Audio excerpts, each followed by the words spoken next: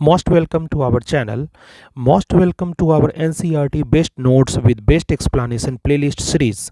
Today we will discuss NCERT Class 6 Geography textbook The Earth Our Habitat Chapter 8 which is our last chapter. Geography का last chapter जो है chapter's name is India Climate Vegetation and Wildlife. India Climate Vegetation and Wildlife, which is last chapter of our class 6 geography. The final chapter of the book details the interconnected concept. What is interconnected concept? इस final chapter में book में interconnected concept हमको देखने को मिलेगा। क्या क्या चीज़? तो क्लाइमेट के बारे में, नेचुरल वेजिटेशन के बारे में और वाइल्ड लाइफ के बारे में। इंडिया में जो वाइल्ड लाइफ है, इंडिया में जो क्लाइमेट है, इंडिया का जो नेचुरल वेजिटेशन है, उस सब का इंटरकनेक्टेड कॉन्सेप्ट देखने को मिलेगा इस फाइनल चैप्टर में। Focusing on the factors that govern them, और कौन सा फैक्टर उनको डिपेंड करता है, किस फैक्टर पे वो उन पे इम्पैक्ट पड़ता है, कौन सा फैक्टर उनको गवर्न करता है, इसके बारे में भी हम लोग देखेंगे। And the need for their conservation, और उनको कंजर्व करने की ज़रूरत क्यों है, ये भी हम लोग देखेंगे। यानी चैप्टर 8 में India climate vegetation and wild life जो चैप्टर है, इसमें हम लोग क्या क्या पढ़ने वाले हैं। तो फाइनल चैप्टर इस ज्योग्राफी का है, क्लास 6 के ज्योग्राफी का, जिसमें हम लोग को देखना है इंटरकनेक्टेड कॉन्सेप्ट। इंटरकनेक्टेड कॉन्सेप्ट क्या क्या इसमें मिलेगा? क्लाइमेट, नेचुरल वेजिटेशन और वाइल्ड लाइफ जो इंडिया में है, वो सब इंटरकनेक्टेड कैसे हैं। फोकस करेंगे फैक्टर्स पे जो उनको गवर्न करता है, and the need for their conservation, और उनको कंजर्व करने की नीड क्यों पड़ती है, ये भी हम लोग देखेंगे। नाउ आते हैं फर्स्ट टॉपिक पे। तो first topic is our climate of India. Climate of India, climate है क्या? Climate of India, what is climate? Climate is the average, climate is the average weather condition. क्या होता है climate?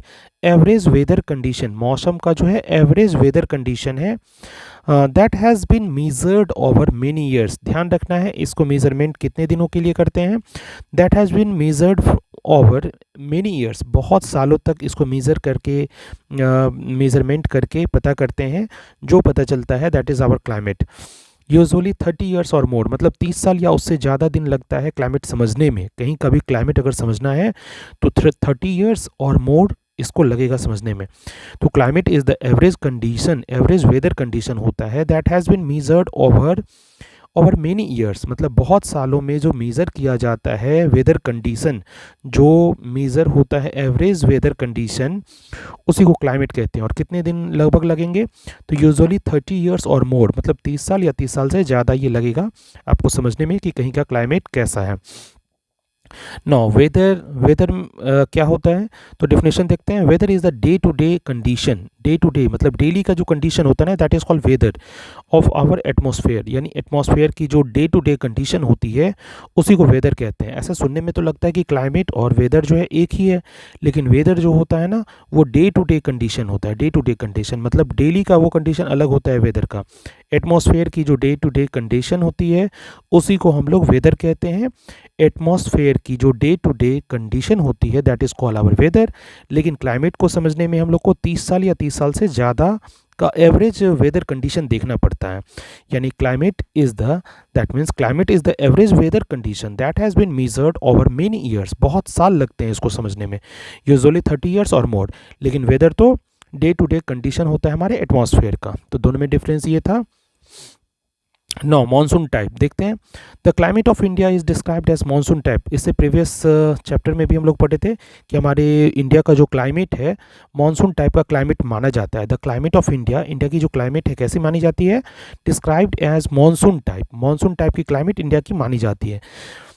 Now the word monsoon is derived from the Arabic word, Arabic word से, यानी मौसीन, मौसीम जो word है उससे ये मानसून वर्ड आया है। द वर्ड मानसून जो है is derived from the Arabic word, Arabic एक वर्ड होता है मौसीम, इस वर्ड से मानसून आया है। और इसका मतलब क्या होता है? The climate is highly influenced by monsoon winds, ये जो मानसून टाइप क्लाइमेट होता है, ये क्लाइमेट जो है हाईली इन्फ्लुएंस्ड होता है मानसून विंड से, मतलब मानसून विंड का सबसे ज़्यादा इस पर प्रभाव पड़ता है। मानसून टाइप का क्लाइमेट हमारे इंडिया का क्लाइमेट माना जाता है। मानसून टाइप में क्या पढ़ेंगे, the climate of India is described as the monsoon type. हमारे इंडिया का जो क्लाइमेट है वो मानसून टाइप का माना जाता है। और ये जो वर्ड है monsoon is derived from the Arabic word मौसिम। मौसिम से ये वर्ड आया है, अरेबिक वर्ड जो मौसिम है इसी से ये मानसून आया है। इसका मीनिंग क्या होता है, सीज़न। इसका क्या मतलब होता है, सीज़न। यानी अरेबिक जो वर्ड है, अरेबिक वर्ड हमारा मौसम, उसका मीनिंग होता है सीजन, जिस वर्ड से मानसून बना है। और क्लाइमेट जो है ये monsoon type climate highly influenced होता है मानसून विंड से, यानी मानसून विंड का सबसे ज़्यादा इस पर प्रभाव पड़ेगा। Now factors affecting climate, factors कौन कौन से हैं जो अफेक्ट करेंगे क्लाइमेट को। तो फैक्टर्स कौन कौन से हैं जो क्लाइमेट को अफेक्ट करेंगे। क्लाइमेट और वेदर में हम लोग डिफरेंस देखें। क्लाइमेट क्या होता था, लॉन्ग ड्यूरेशन का जो एवरेज वेदर कंडीशन था, और वेदर क्या है, डे टू डे कंडीशन है, तो ध्यान रखना है। अब आते हैं फैक्टर्स अफेक्टिंग क्लाइमेट, क्लाइमेट को जो अफेक्ट करेंगे फैक्टर, उनके बारे में देखते हैं। The vast diversity in India's climate is due to, ये जो वास्ट डाइवर्सिटी देखने को मिलता है इंडिया के क्लाइमेट में, इंडियाज़ क्लाइमेट में जो वास्ट डाइवर्सिटी मिलता है वो क्यों मिलता है, उसका रीज़न क्या क्या है। पहला रीज़न तो है location, being in the tropic. India जो है ट्रॉपिक रीजन में है, इंडिया जो है ट्रॉपिक रीजन में है। दूसरा रीज़न क्या है, दूसरा रीज़न है एल्टीट्यूड। एल्टीट्यूड में क्या है कि mountains like the Himalayas block करते हैं कोल्ड विंड्स। सेकेंड रीजन क्या था, एल्टीट्यूड। एल्टीट्यूड में क्या है, mountains like the Himalaya, Himalaya जो माउंटेन है हमारी वो ब्लॉक करती है कोल्ड विंड को, ब्लॉक कर देती है नॉर्थ से, जो नॉर्थ पार्ट से जो आते हैं कोल्ड विंड उनको ब्लॉक कर देती है, तो एल्टीट्यूड का भी इफेक्ट पड़ता है। नौ तीसरा क्या पार्ट है, तो तीसरा है डिस्टेंस फ्रॉम द सी। हमारा इंडिया जो है डिस्टेंस उसका सी से कितना डिस्टेंस है उस पर भी डिपेंड करता है, उस पर भी इफेक्ट पड़ता है कि हमारा क्लाइमेट कैसा हो। तो डिस्टेंस फ्रॉम द सी में coastal areas have moderate climate, coastal area में क्या होता है, कैसा कंडीशन होता है, मॉडरेट क्लाइमेट होता है, ध्यान रखना है। कोस्टल एरियाज में मॉडरेट क्लाइमेट होता है, while interior area have extreme climate. तो कोस्टल एरिया में कैसा क्लाइमेट होगा, मॉडरेट टाइप के क्लाइमेट होंगे, ना ज़्यादा ठंडा लगेगा ना ज़्यादा गर्म लगेगा, मतलब मॉडरेट होगा टेम्परेचर। और इंटीरियर एरिया में जो कोस्टल एरिया से दूर हैं वो वहाँ पे कैसा होगा, तो एक्सट्रीम क्लाइमेट होगा, मतलब बहुत ज़्यादा ठंड और बहुत ज़्यादा गर्मी। ना फोर्थ जो मैटर करता है, फोर्थ जो फैक्टर है वो है relief. Mountains and plateaus affect करते हैं टेम्परेचर एंड रेनफॉल को, माउंटेन्स और प्लेट्यूज भी अफेक्ट करते हैं टेम्परेचर एंड रेनफॉल को। यानी अगर कहीं माउंटेन है कहीं प्लेट्यू है तो उससे भी टेम्परेचर और रेनफॉल पे अफेक्ट होगा। नो तो दीज आर द रीजंस, क्या चीज़ का रीज़न हम लोग पढ़ रहे थे, हम लोग फैक्टर्स पढ़ रहे थे अफेक्टिंग क्लाइमेट, मतलब कौन कौन सा फैक्टर है जो अफेक्ट करता है क्लाइमेट को। तो हम लोग देख रहे थे कि इंडिया की क्लाइमेट को ना, जो वास्ट डाइवर्सिटी वाला क्लाइमेट है उसको डिपेंड वो कौन कौन सा फैक्टर पे डिपेंड करता है, मतलब किस किस चीज़ पे डिपेंड करता है। तो लोकेशन पे डिपेंड करता था, एल्टीट्यूड पे डिपेंड करता था, डिस्टेंस फ्रॉम द सी पे डिपेंड करता था, और रिलीफ पे डिपेंड करता था। नाउ सीजन्स ऑफ इंडिया, अब देखते हैं सीजन्स ऑफ इंडिया। नेक्स्ट जो टॉपिक है वो क्या है, seasons of India. India generally experience 4 major season, कितने सीजन है इंडिया में, 4 मेजर सीजन्स हैं। India generally experience 4 major seasons, बड़े बड़े 4 सीजन देखने को मिलते हैं इंडिया में। फर्स्ट जो सीजन है हमारा वो है कोल्ड वेदर सीजन, जिसको विंटर कहा जाता है, cold weather season. Cold weather season जिसे विंटर कहा जाता है, कब से कब तक रहेगा, दिसंबर से लेकर फरवरी तक रहेगा। टेम्परेचर आर लो, टेम्परेचर बहुत लो होता है, and the weather is generally dry. Temperature बहुत लो होगा, कैसा टेम्परेचर होगा, temperatures are very low, temperatures are low and the weather is generally dry. Weather कैसा होता है, ड्राई होता है। यानी कोल्ड वेदर सीजन जो विंटर है वो दिसंबर से फरवरी तक रहता है, टेम्परेचर लो होंगे और वेदर जनरली ड्राई होगा। नौ सेकेंड वेदर क्या है, तो सेकेंड हमारा सेकेंड जो सीज़न होगा वो कौन सा है, हॉट वेदर सीजन, जिसे समर कहा जाता है। Hot weather season, hot weather season जिसे समर के रूप से जाना जाता है, कब से कब तक होगा, तो मार्च से लेके मई तक होगा, मार्च टू मई। हॉट वेदर सीजन जिसे समर कहा जाता है, मार्च टू मई, मार्च से लेके मई तक रहता है। इसमें टेम्परेचर क्या होंगे, हाई होंगे, टेम्परेचर कैसा होगा, हाई होगा। And hot and dry winds जो लू कहलाते हैं ब्लो करते हैं during the day. And hot and dry winds, hot और ड्राई विंड जो है जिसे लू के नाम से जाना जाता है, वो ड्यूरिंग द डे वो ब्लो करते रहते हैं, यानी दिन दिन के समय लू चलते रहती है। यानी हॉट वेदर सीजन जिसे समर कहते हैं, जो कब से कब तक रहती है, सेकेंड सीजन हम लोग पढ़ रहे हैं, तो मार्च टू मई के बीच रहती है। टेम्परेचर इसमें बहुत हॉट रहेगा, टेम्परेचर हाई रहेगा और हॉट रहेगा। Dry, hot and dry wind जो है जिसे लू कहा जाता है, वो दिन भर चलती रहती है, वो ब्लो करती रहती है during the day. Now third season हमारा कौन सा है, साउथ वेस्ट मानसून सीजन जिसे रेनी कहा जाता है। साउथ वेस्ट मानसून सीजन जिसे रेनी सीजन कहा जाता है, कब से कब तक रहेगा, तो जून से सितंबर तक, जून टू सितंबर तक रहता है। साउथ वेस्ट मानसून सीजन ये थर्ड सीजन है इंडिया का, जो रेनी सीजन के नाम से जाना जाता है, जून टू सितंबर रहेगा। द मानसून विंड्स ब्लो करता है from Arabian sea and bay of Bengal towards the land. Monsoon की जो हवा है ना, मानसून विंड्स कहाँ से कहाँ ब्लो करता है, blow from the Arabian sea and bay of Bengal towards the land. मतलब अरेबियन सी आपको पता है कहाँ है लोकेशन, अरेबियन सी इधर होता है, अगर ये इंडिया का मैप है तो अरेबियन सी इधर होता है और बे ऑफ बंगाल इधर होता है। तो इस दोनों से हवा जो है ना इंडिया में लैंड की तरफ घुसता है, यानी अरेबियन सी और बे ऑफ बंगाल से जो हवा है वो चलती है। साउथ वेस्ट मानसून सीजन यानी रेनी सीजन में जो जून से सितंबर के बीच होता है, मानसून विंड जो है ब्लो करती है कहाँ से, तो अरेबियन सी से और बे ऑफ बंगाल से टुवर्ड्स, किधर किधर की तरफ चलती है, तो लैंड की तरफ चलती है, यानी अंदर आएगी। अरेबियन सी से भी अंदर आती है और बे ऑफ बंगाल से भी अंदर आती है। तो ये ध्यान रखना है कि अरेबियन सी और बे ऑफ बंगाल से लैंड की तरफ हवा चलती है।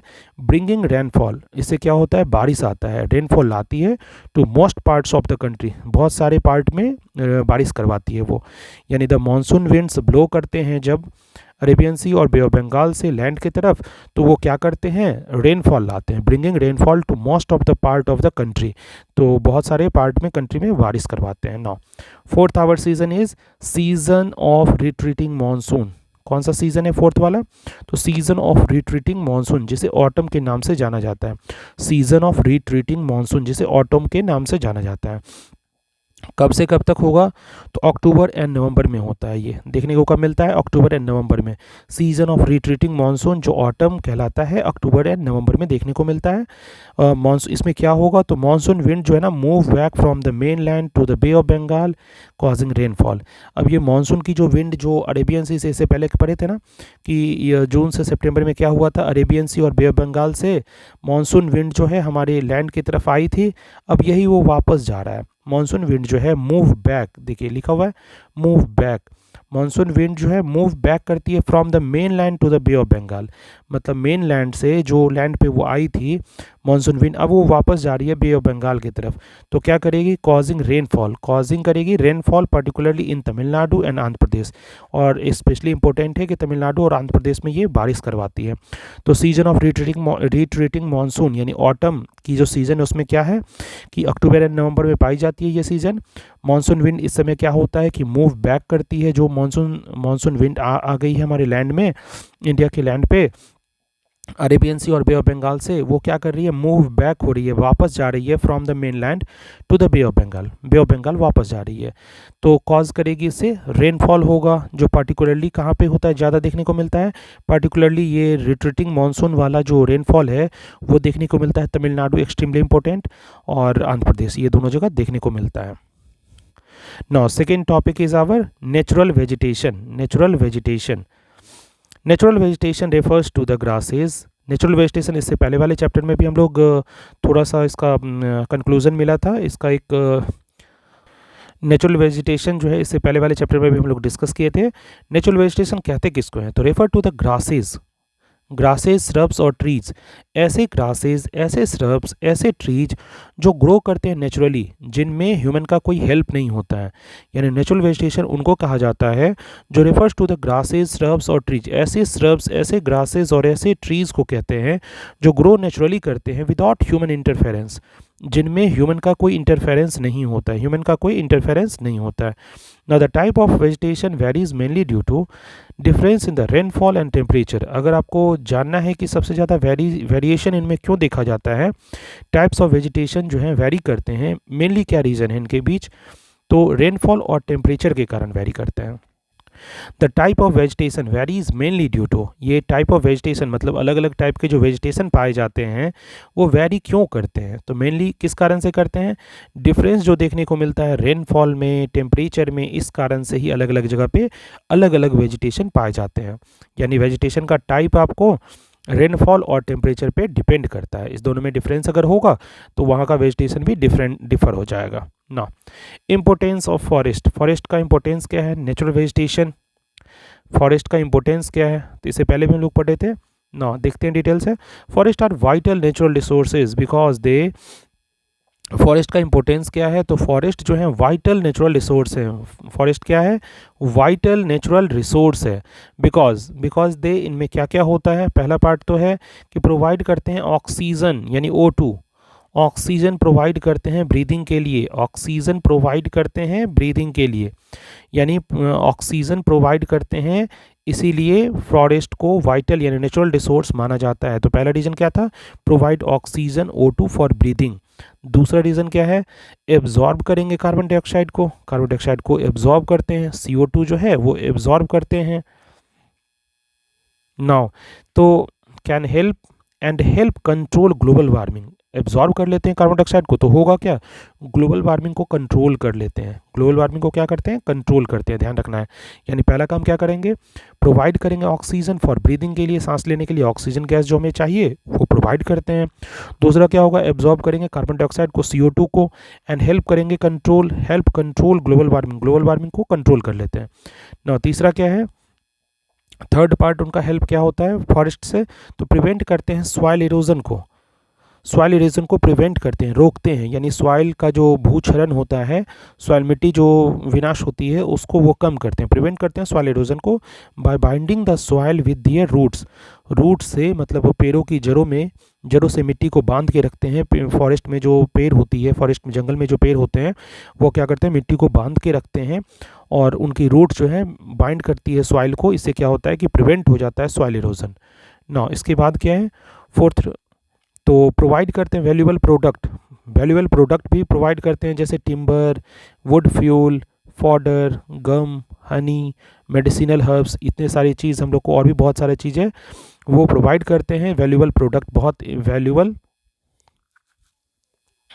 बहुत सारे वैल्यूएबल प्रोडक्ट जो हैं वो प्रोवाइड करते हैं, जैसे कि टिम्बर है, वुड फ्यूल है, फॉडर है, गम है, हनी है और मेडिसिनल हर्ब्स है, इतने सारे चीज़ वो प्रोवाइड करते हैं, तो इसलिए फॉरेस्ट को बहुत इंपॉर्टेंट माना जाता है ना। फिफ्थ क्या है, are the natural habitat for wildlife, forest जो होते हैं नेचुरल हैबिटेट होते हैं, मतलब प्राकृतिक जगह है, प्राकृतिक आवास है किनका, वाइल्ड लाइफ के लिए, जो जंगली जानवर होते हैं ना और जीव जंतु होते हैं उनके लिए वो नेचुरल हैबिटेट प्रदान करता है, नेचुरल हैबिटेट बन जाता है, यानी प्राकृतिक आवास है उनका, यानी फॉरेस्ट जो है उनको आवास देता है।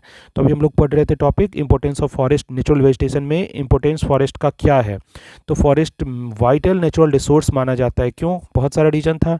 एक पहला रीजन क्या था कि वो ऑक्सीजन प्रोवाइड करता है हमारे ब्रीदिंग के लिए, हमें सांस लेने के लिए ऑक्सीजन देता है, एब्जॉर्ब करता है carbon dioxide for and help control global warming. दूसरा क्या था कि कार्बन डाइऑक्साइड को एब्जॉर्ब करता है और हेल्प करता है ग्लोबल वार्मिंग को कंट्रोल करने में, तो ग्लोबल वार्मिंग को कंट्रोल करने में हेल्प करता है और इसके लिए क्या करता है, वो कार्बन डाइऑक्साइड को एब्जॉर्ब कर लेता है।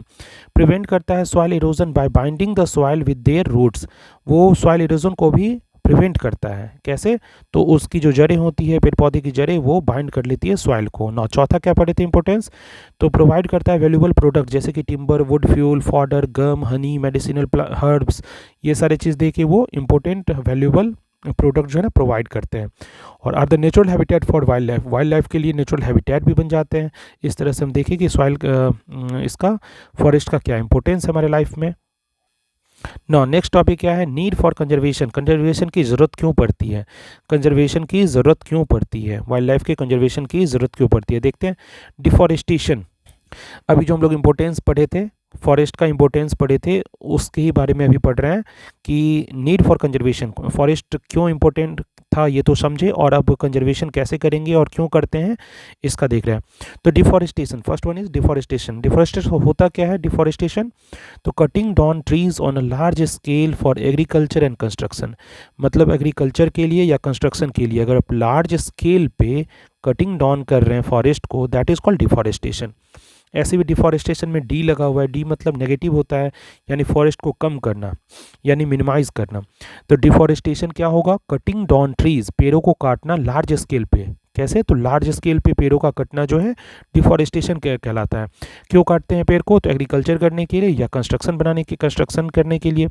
तो cutting down trees on the large scale for agriculture and construction, ये क्या कहलाएगा? डिफॉरेस्टेशन। नो सॉल्यूशन इसका क्या है? तो we need to conserve forest, हम लोग को फॉरेस्ट को कंजर्व करना है। We need to conserve forest, हम लोग को फॉरेस्ट को कंजर्व करना है, संरक्षित करना है, संरक्षण देना है। वन महोत्सव is a festival of planting trees. One महोत्सव इसलिए मनाया जाता है क्योंकि हम लोग फेस्टिवल मनाते हैं प्लांटिंग ट्रीज का, पेड़ लगाने का महोत्सव मनाते हैं इन इंडिया में। सेलिब्रेटेड टू इनकरेज डिफॉरेस्टेशन, देखिए ये डिफॉरेस्टेशन था। डिफॉरेस्टेशन का मतलब पेड़ों का काटा जाना, मतलब cutting down trees on a large scale for agriculture और कंस्ट्रक्शन। यहाँ पे जो वर्ड है ये एफॉरेस्टेशन है, ए एफ लग गया। ए एफ मतलब टू टूवर्ड्स, यानी फॉरेस्ट की तरफ जाना, यानी फॉरेस्ट को ज़्यादा से ज़्यादा लगाना, यानी डिफॉरेस्टेशन का अपोजिट है एफॉरेस्टेशन। तो सॉल्यूशन डिफॉरेस्टेशन का क्या है कि हम लोग को कंजर्व करना है फॉरेस्ट को। वन महोत्सव मनाया जाता है, फेस्टिवल क्यों मनाया जाता है? कि प्लांटिंग ट्रीज करते हैं इंडिया में। इंडिया में हम लोग प्लांटिंग ट्रीज करते हैं, इसका एक महोत्सव होता है जिसको वन महोत्सव के नाम से जाना जाता है। और सेलिब्रेट क्यों किया जाता है इसको? टू इनकरेज एफॉरेस्टेशन, की ज़्यादा से ज़्यादा पेड़ लगाने की जो योजना है वो बने और ज़्यादा से ज़्यादा हम लोग पेड़ लगाएं। तो टू इनकरेज एफॉरेस्टेशन यानी पेड़ बहुत से बहुत ज़्यादा लगाने की जो प्रोसेस है उससे हम क्या कर सकते हैं? डिफॉरेस्टेशन को हटा सकते हैं। नाउ नेक्स्ट टॉपिक हमारा क्या है? Wild life. देखते हैं वाइल्ड लाइफ में। India is extremely rich in wild life, India जो है एक्सट्रीमली रिच है, इंडिया जो है बहुत रिच है वाइल्ड लाइफ में। Hosting thousands of species, India में कितने स्पेसीज हैं? थाउजेंड्स ऑफ स्पेसीज हैं, एनिमल्स के, रेप्टाइल्स के, बर्ड्स के और इंसेक्ट्स के। तो ध्यान रखना है इंडिया जो एक्सट्रीमली रिच है, बहुत ज़्यादा धनी है वाइल्ड लाइफ से, और इसमें स्पेसीज जो है थाउजेंड्स ऑफ स्पेसीज हैं, बहुत हजारों स्पेसीज हैं। क्या चीज़ के? एनिमल्स के भी हैं, रेप्टाइल्स के भी हैं, बर्ड्स के भी हैं और इंसेक्ट्स के भी हैं, ध्यान रखना है। Now national animal the tiger, it is found in various parts of the country. हमारा नेशनल एनिमल कौन सा है? हमारा नेशनल एनिमल क्या है? टाइगर है। टाइगर जो फाउंड होता है various parts of the country, और प्रोजेक्ट टाइगर से इसको बहुत ज़्यादा कंजर्व किए हुए हैं हम लोग। नौ सेकेंड क्या है? National bird the peacock, peacock जो है हमारा नेशनल बर्ड है। नौ great Indian rhino, great Indian rhino जो है फाउंड होता है कहाँ पे? फॉरेस्ट ऑफ असम में। ग्रेट इंडियन राइनो जो है वो फाउंड होता है फॉरेस्ट ऑफ असम में। नौ wild goats and snow leopard found कहाँ पे होता है? हिमालयन रीजन में। कहाँ पे ये होगा? Wild goats and snow leopard कहाँ मिलता है? तो हिमालयन रीजन में। ना गिर फॉरेस्ट इन गुजरात जो है क्या चीज़ के लिए फेमस है? तो ओनली नेचुरल हैबिटेट है, किस चीज़ के लिए? एशियाटिक लायन के लिए, ध्यान रखना है। गिर फॉरेस्ट जो है गुजरात में is the only natural habitat, एकमात्र नेचुरल हैबिटेट है of the Asiatic lion, Asiatic lion के लिए ना एकमात्र जो है नेचुरल हैबिटेट है। Now elephants and one horned rhinos roam करते हैं the forest of Assam and Karnataka. Elephant और one horned rhinoceros, one horned rhinos roam करते हैं मतलब खुले में घूमते हैं, कौन से फॉरेस्ट में? असम के फॉरेस्ट में और कर्नाटका के फॉरेस्ट में। तो एलिफेंट और वन हॉर्न्ड राइनो की बात कर रहे थे, यानी एक सिंग वाले गेंडे और हाथी जो हैं वो कहाँ पे रोम करते हैं? तो असम के फॉरेस्ट में और कर्नाटका में। Now crocodile and gharials are found in reverse, crocodile और घड़ियाल कहाँ पाया जाता है? रिवर्स में, लेक्स में एंड कोस्टल एरियाज में। चंबल रिवर भी बहुत फेमस है, चंबल रिवर भी बहुत फेमस है घड़ियाल के लिए। चंबल रिवर एक ट्रिब्यूटरी है यमुना रिवर की। तो क्रोकोडाइल एंड घड़ियाल्स जो है ना are found in rivers, lakes and coastal areas. कहाँ कहाँ मिलेंगे ये? रिवर्स में मिलेंगे, लेक्स में मिलेंगे एंड कोस्टल एरियाज में मिलेंगे। Now wild life conservation efforts, wild life की कंजर्वेशन एफर्ट्स क्या क्या हैं देख लेते हैं। तो ड्यू टू एक्सेसिव हंटिंग, बहुत ज़्यादा जो हंटिंग होने लगा है और डिफोरेस्टेशन होने लगा है, इसके कारण क्या होता है, many species are on the verge of extinction, बहुत सारे जो जीव हैं वो गायब होने यानी लुप्त होने के कगार पे हैं। ड्यू टू एक्सेसिव हंटिंग, बहुत ज़्यादा जो हंटिंग हो रहा है, क्या क्या रीज़न है, हंटिंग बहुत ज़्यादा होने लगा है, और दूसरा क्या होने लगा है, डिफॉरेस्टेशन। डिफॉरेस्टेशन बताए थे, डी मीन्स फॉरेस्ट को हटाना, डी मतलब मिनिमाइज करना फॉरेस्ट का, तो फॉरेस्ट को हटाना यानी बहुत लार्ज स्केल पे ज़्यादा से ज़्यादा पेड़ को जो हम लोग एग्रीकल्चर और कंस्ट्रक्शन के लिए काटते हैं, इसी को डिफॉरेस्टेशन कहते थे। तो ड्यू टू एक्सेसिव हंटिंग, बहुत ज़्यादा अगर हंटिंग कर लें या बहुत ज़्यादा डिफॉरेस्टेशन कर लें तो क्या होगा, इससे मैनी स्पीसीज जो हैं, बहुत सारे जानवरों के स्पीसीज, जीव जंतु के स्पीसीज जो हैं on the verge of extinction, मतलब लुप्त होने के कगार पे हैं। टू प्रोटेक्ट देम, इनको बचाने के लिए क्या करना होगा, गवर्नमेंट क्या क्या कर रही है इनको बचाने के लिए, तो government has established national park, wild life sanctuaries, biosphere reserves across the country. Government ने क्या किया है, नेशनल पार्क्स बनाए हैं, वाइल्ड लाइफ सेंचुरीज बनाई है, बायोस्फीयर रिजर्व्स बनाए हैं। ये सब ध्यान रखना है कि ये जो एक्सटिंक्शन पे आ गए हैं ये जो वाइल्ड लाइफ, तो इसके लिए गवर्नमेंट हमारी क्या कर रही है, बहुत सारे नेशनल पार्क बनाए हैं, बहुत सारे वाइल्ड लाइफ सेंचुरीज और बायोस्फीयर रिजर्व्स बनाए हमारे कंट्री में बनाए गए हैं। नौ लॉन्च्ड द, और गवर्नमेंट ने ये भी किया है कि project tiger, project elephant to protect these elements, मतलब इन प्रोटेक्ट दीज एनिमल्स। गवर्नमेंट ने क्या किया है, लॉन्च किया है प्रोजेक्ट टाइगर, प्रोजेक्ट एलिफेंट, ऐसा ऐसा प्रोजेक्ट, मतलब जानवरों पे, एनिमल्स पे डिपेंडेंट प्रोजेक्ट बहुत सारा जो है लॉन्च किए गए हैं, जैसे प्रोजेक्ट टाइगर है, प्रोजेक्ट एलिफेंट है। क्यों ऐसा किया गया है, टू प्रोटेक्ट दीज एनिमल्स, इन एनिमलों को प्रोटेक्ट करने के लिए। नौ स्ट्रिक्टली बैन किया गया है किलिंग एंड पोचिंग पे, किलिंग और पोचिंग को स्ट्रिक्टली बैन किया गया, गवर्नमेंट के थ्रू स्ट्रिक्टली बैन किया गया है किलिंग एंड पोचिंग को ऑफ इंडेंजर्ड एनिमल, जो भी इंडेंजर्ड एनिमल हैं और बर्ड हैं उनका कोई भी किलिंग नहीं कर सकता और पोचिंग नहीं कर सकता, ये स्ट्रिक्टली बैन है। तो ध्यान रखना है, ये सब कंजर्वेशन जो एफर्ट है गवर्नमेंट के द्वारा किए गए हैं। Now we must actively participate in conservation efforts, ये सारे जो कंजर्वेशन एफर्ट्स हैं इनमें हम लोगों को पार्टिसिपेट करना चाहिए, हम लोगों की जिम्मेदारी बनती है, हमारी रिस्पॉन्सिबिलिटी बनती है कि हमारे आसपास जो है वाइल्ड लाइफ बचे रहें, वाइल्ड लाइफ और जो वाइल्ड डाइवर्सिटी है वो बचे रहे, मेंटेन रहे। तो we must actively participate in conservation efforts, हम लोग को कंजर्वेशन एफर्ट में मस्ट पार्टिसिपेट करना चाहिए, एक्टिवली पार्टिसिपेट करना चाहिए। And avoid buying items made from animal parts, और अवॉइड करना चाहिए आइटम को बाई करने से, मतलब वो सारा सामान नहीं खरीदना चाहिए जो एनिमल के पार्ट से बने हैं, जैसे बोन का यूज होके, हॉर्न का यूज होके, फर का, फीदर्स का यूज होके जो बने हैं एनिमल्स के स्किन से, बोन से, हॉर्न से, फर से या फीदर से बने हैं, वो प्रोडक्ट बाई नहीं करना चाहिए, अवॉइड करना चाहिए। तो इससे क्या होगा, टू प्रोटेक्ट वाइल्ड लाइफ को प्रोटेक्शन मिल पाएगा। We must actively participate in conservation effort, हम लोगों को बहुत अच्छे से कंजर्वेशन एफर्ट में पार्टिसिपेट करना चाहिए और उस तरह की चीज़ें नहीं खरीदनी चाहिए, अवॉइड करना चाहिए buying items made from animal parts, जो एनिमल के पार्ट से बने हों, जैसे बोन्स, हॉर्न्स, फर और फीदर के जो यूज़ करके जो सामान बने हैं उनको खरीदने से मना करना चाहिए। टू प्रोटेक्ट, इससे क्या होगा, प्रोटेक्ट होंगे वाइल्ड लाइफ प्रोटेक्ट होता है। ये तो था आपका ये total. Now these all topics are the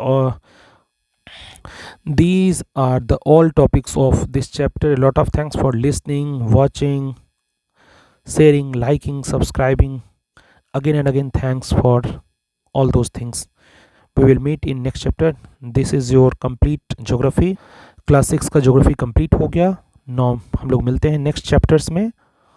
A lot of thanks for listening, watching, subscribing. Again and again thanks.